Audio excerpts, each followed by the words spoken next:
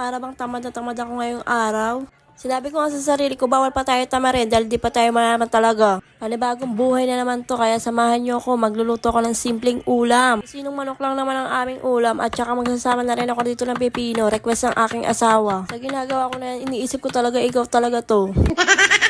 Simpleng ulam pero mapapa-only rice ka talaga dito. Dahil gabi na naman nga tayo mag-upload, sorry na agad sa matatakam ko dito. Dahil luto na kakain na muna kami. At dahil bagong nails ngayon, kukuha siya muna daw maghuhugas. Aba! Siguro may kailangang tumamaya. Charis! By the way, habang naghuhugas siya ng pinggan, naglinis na nga rin ako ng katawan. At dito i-reveal ko na kung ano mga ginagamit ko sa katawan. Ang mga nagtatanong nga dyan kung bakit ako maputi at makinis, ito lang ginagamit ko. Kung ayaw nyo nga maniwala, edi wag!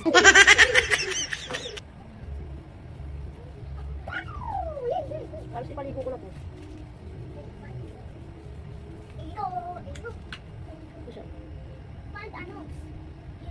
Lagay ko na sa comment section. At dito naman ko ano daw yung ginagamit ko sa mukha. Ito lang naman ang ginagamit ko, Dr. Leo. Wala nang iba pa.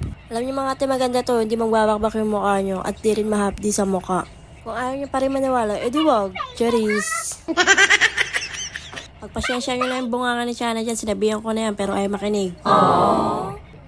Kunti nga lang. Siyempre, busin ko muna po. Anyways, hanggang dito na ang aking mini vlog. Masyado nang mahaba at baka mabudol ko pa kayo. Hala. Mamari na follow ko next mini vlog.